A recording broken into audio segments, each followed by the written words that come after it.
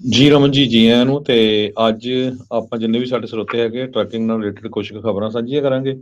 ਤੇ ਬਾਕੀ ਜੇ ਸਾਡਾ ਕੋਈ ਸਰੋਤੇ ਦਾ ਕੁਐਸਚਨ ਵੀ ਹੈਗਾ ਟਰੱਕਿੰਗ ਦੇ ਨਾਲ, ਤੇ ਤੁਸੀਂ ਕਾਲ ਕਰ ਸਕਦੇ ਹੋ 408 272 5200 ਦੇ ਉੱਤੇ 4082725200 ਦੇ ਉੱਤੇ। ਤੇ ਜੇ ਟਰੱਕਿੰਗ ਦੀਆਂ ਖਬਰਾਂ ਕੁਝ ਕੁ ਤੁਹਾਡੇ ਨਾਲ ਸਾਂਝੀਆਂ ਕਰੀਏ, ਯੈਲੋ ਜਿਹੜੀ ਟਰੱਕਿੰਗ ਕੰਪਨੀ ਸੀ, ਜਿਹਦੇ ਹਜ਼ਾਰਾਂ ਹੀ ਯੂਨੀਅਨਾਈਜ਼ ਡਰਾਈਵਰ ਸੀਗੇ, ਉਹਨਾਂ ਨੇ ਬੈਂਕਰਪਸੀ ਫਾਈਲ ਕਰਤੀ ਸੀ, ਲੋਕਾਂ ਦੀਆਂ ਜੌਬਾਂ ਵੀ ਚਲ ਗਈਆਂ। ਹੁਣ ਇੱਕ ਹੋਰ ਕੰਪਨੀ ਕਹਿੰਦੇ ਇੱਕ ਨਵਾਂ ਬਿਡਰ ਆਇਆ, ਉਹ ਸੋਚ ਰਿਹਾ ਵੀ ਅਸੀਂ ਜੈਲੋ ਕੰਪਨੀ ਨੂੰ ਜਿਹੜੀ ਆ ਖਰੀਦ ਲਈਏ। ਜਿਹੜਾ ਇਹ ਟ੍ਰੇਜਰੀ ਡਿਪਾਰਟਮੈਂਟ ਨੇ ਇਹ ਕਿਹਾ ਸੀ ਵੀ ਪਲਾਨ ਆ ਉਹਨਾਂ ਦੀ ਵੀ ਹੋ ਸਕਦਾ ਉਹਨਾਂ ਦੀ ਜਿਹੜੀ $700 ਮਿਲੀਅਨ ਦੀਆਂ ਪੇਮੈਂਟ ਆ ਉਹਨਾਂ ਨੂੰ ਡਿਲੇ ਕਰ ਦਿੱਤਾ ਜਾਵੇ, ਪੋਸਟਪੋਨ ਕਰ ਦਿੱਤਾ ਜਾਵੇ। ਤੇ ਜਿਹੜਾ ਕੰਪਨੀ ਨੇ 2020 ਦੇ ਵਿੱਚ ਲਿਆ ਸੀ। ਸੋ ਇਸ ਚੱਕਰ ਦੇ ਵਿੱਚ ਹੋ ਸਕਦਾ ਕਹਿੰਦੇ ਵੀ ਹੋਰ ਕੰਪਨੀ ਕੋਈ ਇਸ ਨੂੰ ਖਰੀਦ ਲਵੇ। ਜੀ ਜੀ ਤੇ ਬਿਲਕੁਲ ਜੀ, ਕਾਫੀ ਕੰਪਨੀਆਂ ਦੀਆਂ ਇੱਕ ਕੰਪਨੀ ਹੈਗੀ ਹੈ ਜਿਹਨੂੰ ਐਕਚੁਅਲੀ ਗਵਰਨਮੈਂਟ ਵੀ ਪੁਸ਼ ਕਰ ਰਹੀ ਹੈ ਕਿ ਸ਼ਾਇਦ ਉਹ ਖਰੀਦ ਲੈਣ। ਸੋ ਹੋਪਫੁਲੀ ਦੇਖਦੇ ਹਾਂ ਕਿ ਜੇ ਖਰੀਦਦਾਰੀ ਹੋ ਜਾਂਦੀ ਹੈ। ਜੀ ਮਿਸ ਰਿਗਜ਼ ਅਮੀਕੋ ਕਰਕੇ ਕੰਪਨੀ ਹੈ, ਇਹਦੀ ਫੀਮੇਲ ਐਗਜ਼ੀਕਿਊਟਿਵ ਆ। ਤੇ ਇਹ ਕਹਿੰਦੇ ਵੀ ਇਹਨਾਂ ਦਾ ਕਾਫੀ ਇੰਟਰਸਟ ਹੈਗਾ। ਯੈਲੋ ਕੰਪਨੀ ਦੇ ਕੋਲ 15,000 ਦੇ ਕਰੀਬ EMPLOYEE ਸੀਗੇ। ਇਸ ਤੋਂ ਪਹਿਲਾਂ 30,000 ਸੀ। ਤੇ ਇਹ ਤੋਂ ਅੰਦਾਜ਼ਾ ਤੁਸੀਂ ਲਾ ਸਕਦੇ ਹੋ ਵੀ ਬਹੁਤ ਵੱਡੀ ਕੰਪਨੀ ਸੀਗੀ। ਕਾਫੀ ਵੱਡਾ ਨਾਮ ਸੀਗਾ। ਤੇ ਇਸ ਤੋਂ ਇਲਾਵਾ ਹੋਰ ਵੀ ਕਈ ਜਿਹੜੀਆਂ ਵੱਡੀਆਂ ਟਰੱਕਿੰਗ ਕੰਪਨੀਜ਼ ਆ ਉਹਨਾਂ ਦੇ ਵੀ ਪੈਰ ਹਿੱਲੇ ਆ, ਥਿੜਕੇ ਆ ਇਸ ਸਾਰੀ ਜਿਹੜੀ ਆ ਇਕੋਨਮੀ ਦੇ ਵਿੱਚ। ਸੋ ਦੇਖੋ ਅੱਗੇ ਕੀ ਬਣਦਾ ਆ। ਤੇ ਓਵਰਆਲ ਕੀ ਸਟੇਟ ਆ ਜੀ ਟਰੱਕਿੰਗ ਇੰਡਸਟਰੀ ਦੀ ਰੇਟਸ ਨੂੰ ਲੈ ਕੇ? ਹੋਰ ਕੀ ਸਿਚੁਏਸ਼ਨ ਚੱਲ ਰਹੀ ਆ ਰਮਨ ਜੀ? ਰਾਜਕਰਨ ਅਜੇ ਸਟਿਲ ਸਿਚੁਏਸ਼ਨ ਜਿਹੜੀ ਆ ਸੇਮ ਹੈਗੀ ਆ, ਬਿਕਾਜ਼ ਆਪਾਂ ਹੁਣ ਵਿੰਟਰ ਸੀਜ਼ਨ ਦੇ ਵਿੱਚ ਐਂਟਰ ਕਰ ਰਹੇ ਹਾਂ। ਸੀਜ਼ਨ ਦੇ ਵਿੱਚ ਨਾਰਮਲੀ ਜਿਹੜਾ ਆ ਉਹ ਸਲੋ ਡਾਊਨ ਹੋ ਜਾਂਦਾ ਆ। ਸੋ ਨਾਰਮਲ ਸੀਜ਼ਨਲ ਸਲੋ ਡਾਊਨ ਹੈਗਾ। ਪਰ ਜੇ ਰੇਟਸ ਆਪਾਂ ਗੱਲ ਕਰੀਏ ਤੇ ਰੇਟਸ ਡੈਫੀਨੇਟਲੀ ਜਿਹੜੇ ਸਟੇਬਲ ਹੈਗੇ ਆ। ਇਹ ਨਹੀਂ ਕਹਾਂਗੇ ਬਹੁਤ ਜ਼ਿਆਦਾ ਡਾਊਨ ਹੈਗੇ ਆ, ਪਰ ਜਦੋਂ ਖਿੱਚੋਤਾਣ ਵੱਧ ਜਾਂਦੀ ਹੈ, ਜਦੋਂ ਆਪਸ ਦੇ ਵਿੱਚ ਖਿੱਚੋਤਾਣ ਹੁੰਦੀ ਆ, ਉਦੋਂ ਡੈਫੀਨੇਟਲੀ ਜਿਹੜੇ ਰੇਟਸ ਆ ਉਹਨਾਂ ਦੇ ਕਾਫੀ ਫਰਕ ਪੈਂਦਾ ਆ। ਤੇ ਬਾਕੀ ਜਿਹੜੇ ਇਸ ਵੇਲੇ ਰੂਲਸ ਐਂਡ ਰੈਗੂਲੇਸ਼ਨ ਹੈਗੇ ਆ ਉਹਨਾਂ ਦੇ ਉੱਤੇ ਕਾਫੀ ਮਤਲਬ ਕਿ ਜ਼ੋਰ ਸ਼ੋਰ ਚੱਲ ਰਿਹਾ ਹੈਗਾ ਇਸ ਵੇਲੇ। ਸਾਰਿਆਂ ਨਾਲੋਂ ਜਿਹੜਾ ਮੇਨ ਹੈਗਾ ਉਹ ਆਪਣਾ ਕਲੀਨ ਏਅਰ ਦਾ ਜਿਹੜਾ ਰਜਿਸਟ੍ਰੇਸ਼ਨ ਹੈਗੀ ਆ, ਆਪਣੇ ਸਮੋਕ ਚੈੱਕ ਦੀ ਰਜਿਸਟ੍ਰੇਸ਼ਨ, ਕਲੀਨ ਏਅਰ ਦੀ ਰਜਿਸਟ੍ਰੇਸ਼ਨ ਹੈ ਜਿਹੜੀ, ਉਹ ਡੈਫੀਨੇਟਲੀ ਚੱਲ ਰਹੀ ਹੈਗੀ ਆ ਇਸ ਵੇਲੇ। ਉਹ ਬੜੇ ਜ਼ੋਰ ਸ਼ੋਰ ਨਾਲ ਚੱਲ ਰਹੀ ਆ। ਤੇ ਜ਼ਰੂਰ ਉਹਦੇ ਲਈ ਵੀ ਤੁਸੀਂ ਨਾਪਟਾ ਨੂੰ ਯਾਦ ਕਰ ਸਕਦੇ ਆ। ਜਦੋਂ ਵੀ ਤੁਹਾਨੂੰ ਲੋੜ ਆ, ਤੁਹਾਨੂੰ ਹੈਲਪ ਦੀ ਲੋੜ ਹੈ, ਤੁਸੀਂ ਨਾਪਟਾ ਨੂੰ ਕਾਲ ਕਰ ਸਕਦੇ ਆ।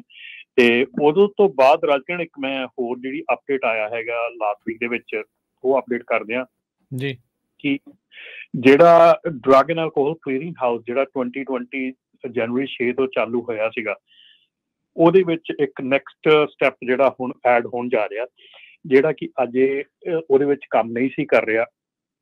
ਸੋ ਜਿਹੜੀਆਂ ਸਟੇਟ ਏਜੰਸੀ ਸੀਗੀਆਂ, ਜਿਹੜੀਆਂ ਸਟੇਟ DMVs ਆ, ਉਹ ਕਨੈਕਟਡ ਨਹੀਂ ਸੀਗੀਆਂ drug and alcohol clearing house ਦੇ ਨਾਲ।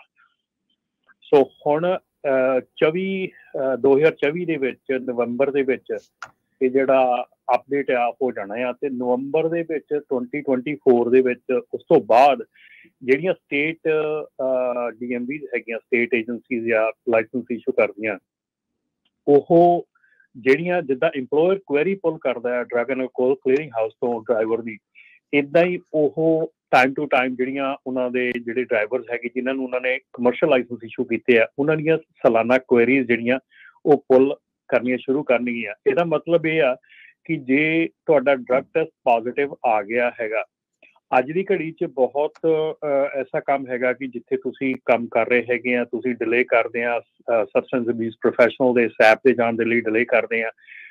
ਕਰਦੇ ਮਤਲਬ ਕਿ ਅੱਗੇ ਪਿੱਛੇ ਖਿੱਚੋਤਾਣ ਜੀ ਚੱਲਦੀ ਆ, ਕਰੀਏ ਨਾ ਕਰੀਏ, ਕੀ ਕਰੀਏ ਕਿ। ਪਰ ਅਗਲੇ ਸਾਲ ਤੋਂ ਕੀ ਹੋਊਗਾ ਕਿ ਜਦੋਂ ਤੁਹਾਡਾ ਇੱਕ ਵਾਰੀ ਡਰੱਗ ਟੈਸਟ ਪੋਜ਼ੀਟਿਵ ਆ ਗਿਆ ਤੇ ਜਿਹੜਾ ਫੈਡਰਲ ਗਵਰਨਮੈਂਟ ਹੈਗੀ ਆ ਉਹਦੇ ਵੱਲੋਂ ਇਹ ਕਿਹਾ ਗਿਆ ਕਿ ਸਟੇਟ ਏਜੰਸੀਜ਼ ਨੂੰ ਕਨੈਕਟ ਕੀਤਾ ਗਿਆ ਨਾਲ, ਤਾਂ ਕਿ ਜਿਹੜਾ ਤੁਹਾਡਾ ਲਾਇਸੈਂਸ ਆ ਉਹ ਡਾਊਨਗ੍ਰੇਡ 60 ਡੇਜ਼ ਦੇ ਵਿੱਚ ਡਾਊਨਗ੍ਰੇਡ ਕੀਤਾ ਜਾਊਗਾ ਜੇ ਤੁਸੀਂ ਸੈਪ ਪ੍ਰੋਗਰਾਮ ਨੂੰ ਜੁਆਇਨ ਨਹੀਂ ਕਰਦੇ, ਉਹਨੂੰ ਕੰਪਲੀਸ਼ਨ ਵੱਲ ਨੂੰ ਨਹੀਂ ਲੈ ਕੇ ਜਾਂਦੇ। ਸੋ ਦੈਟ ਮੀਨਸ ਕਿ ਤੁਹਾਡਾ ਜਿਹੜਾ ਲਾਇਸੈਂਸ ਆ ਆਟੋਮੈਟਿਕਲੀ ਕਲਾਸ A ਤੋਂ ਕਲਾਸ C 'ਚ ਤਬਦੀਲ ਹੋ ਜਾਊਗਾ ਆਫਟਰ 60 ਡੇਜ਼। ਸਟੇਟ ਏਜੰਸੀਜ਼ ਨੂੰ ਇਹ ਹਦਾਇਤ ਦਿੱਤੀ ਗਈ ਆ।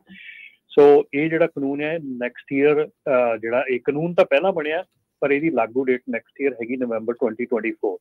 ਸੋ ਇਹਦੇ ਲਈ ਵੀ ਮੈਂ ਸਾਰਿਆਂ ਨੂੰ ਕਹੂੰਗਾ ਕਿ ਧਿਆਨ ਰੱਖੋ, ਕਿਉਂਕਿ ਜੇ ਤੁਸੀਂ ਪੋਜ਼ੀਟਿਵ ਆਉਂਦੇ ਆ ਤਾਂ ਤੁਸੀਂ ਟਰੱਕਿੰਗ ਇੰਡਸਟਰੀ ਦੇ ਵਿੱਚ ਕੰਮ ਕਰਨਾ। ਜਦੋਂ ਤੁਸੀਂ ਪੋਜ਼ੀਟਿਵ ਆ ਗਏ, ਤੁਸੀਂ ਟਰੱਕਿੰਗ ਇੰਡਸਟਰੀ ਛੱਡਣੀ ਆ ਤਾਂ ਖਤਮ, ਹੈ ਨਾ। ਤੁਸੀਂ ਦੂਜਾ ਕੋਈ ਕਿੱਤਾ ਜੁਆਇਨ ਕਰ ਲਓ, ਗੱਲ ਖਤਮ ਹੋ ਗਈ। ਪਰ ਜੇ ਤੁਹਾਡਾ ਪੋਜ਼ੀਟਿਵ ਆ ਜਾਂਦਾ ਔਰ ਸਟਿਲ ਤੁਸੀਂ ਟਰੱਕਿੰਗ ਇੰਡਸਟਰੀ ਦੇ ਵਿੱਚ ਰਹਿਣਾ ਆ ਤਾਂ ਤੁਹਾਨੂੰ ਸੈਪ ਦਾ ਪ੍ਰੋਗਰਾਮ ਜਿਹੜਾ ਬੜਾ ਡਿਊ ਡਿਲੀਜੈਂਸਲੀ ਕੰਪਲੀਟ ਕਰਨਾ ਪੈਣਾ ਆ।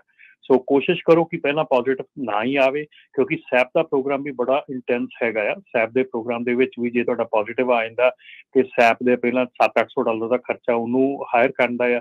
ਉਸ ਤੋਂ ਬਾਅਦ 3 ਮਹੀਨੇ, 6 ਮਹੀਨੇ, ਸਾਲ ਤੁਹਾਨੂੰ ਹਰ ਮਹੀਨੇ ਜਿਹੜਾ ਆ ਉਹ ਡਰੱਗ ਟੈਸਟ ਲਈ ਜਾਣਾ ਪੈ ਸਕਦਾ ਆ। ਔਰ ਉਹ ਅਬਜ਼ਰਵਡ ਡਰੱਗ ਟੈਸਟ ਹੁੰਦਾ ਆ, ਜਿਹਦੇ 'ਚ ਕੀ ਮਤਲਬ ਤੁਹਾਨੂੰ ਕੋਈ ਬਾਥਰੂਮ ਦੇ ਵਿੱਚ ਤੁਹਾਡੇ ਨਾਲ ਖੜਾ ਆ, ਤੁਹਾਨੂੰ ਦੇਖਦਾ ਆ। ਸੋ ਉੱਥੋਂ ਬਾਅਦ 'ਚ ਜੇ ਜਿੰਨੇ ਤੁਹਾਨੂੰ ਡਰੱਗ ਟੈਸਟ ਲਿਖੇ ਆ, ਜੇ ਸਾਰੇ ਤੁਸੀਂ ਕਲੀਅਰ ਕਰਦੇ ਆ, ਫਿਰ ਕਿਤੇ ਜਾ ਕੇ ਸੈਪ ਤੁਹਾਨੂੰ ਕਲੀਅਰ ਕਰਦਾ ਹੈ। ਫਿਰ ਤੁਹਾਡਾ drug and alcohol clearing house ਦੇ ਵਿੱਚ ਉਹ ਪੂਰਾ ਦਰਜ ਹੁੰਦਾ ਕਿ ਇਹਨੇ ਪੂਰਾ ਆਪਣਾ ਪ੍ਰੋਗਰਾਮ ਪੂਰਾ ਕੀਤਾ, ਤਾਂ ਤੁਸੀਂ ਕਲੀਅਰ ਹੁੰਦੇ ਆ। ਅਦਰਵਾਈਜ਼ ਕੋਈ ਵੀ ਕੰਪਨੀ ਤੁਹਾਨੂੰ ਹਾਇਰ ਨਹੀਂ ਕਰ ਸਕਦੀ ਜੇ ਤੁਸੀਂ ਸੈਪ ਪ੍ਰੋਗਰਾਮ ਪੂਰਾ ਨਹੀਂ ਕੀਤਾ ਹੈਗਾ। ਅੱਛਾ, ਇਹਦੇ ਵਿੱਚ ਜਿੱਦਾਂ ਤੁਸੀਂ ਕਿਹਾ ਵੀ ਜੇ ਤਾਂ ਕਿਸੇ ਨੇ ਛੱਡਣੀ ਆ ਤਾਂ ਉਹ ਤਾਂ ਚਲੋ ਠੀਕ ਆ, ਪਰ ਮੰਨ ਲਓ ਕਈ ਵਾਰੀ ਬੰਦੇ ਦਾ ਫਿਰ ਮੂਡ ਬਣ ਜਾਂਦਾ, ਚੱਲ ਸਾਲ 2 ਸਾਲ ਇੱਧਰ ਉੱਧਰ ਕਰਕੇ ਫਿਰ ਕਹਿੰਦਾ ਵਾਪਸ ਆਉਣਾ ਆ, ਤੇ ਜੇ ਉਹਨੇ ਕਲੀਅਰ ਨਹੀਂ ਸੀ ਕਰਾਇਆ ਫਿਰ ਦੁਬਾਰਾ ਹਾਇਰਿੰਗ ਵਿੱਚ ਉਹਨੂੰ ਵੀ ਪ੍ਰੋਬਲਮ ਆਊਗੀ। ਬਿਲਕੁਲ ਜੀ, ਉਹ ਕਲੀਅਰ ਕਰਨਾ ਹੀ ਪੈਣਾ।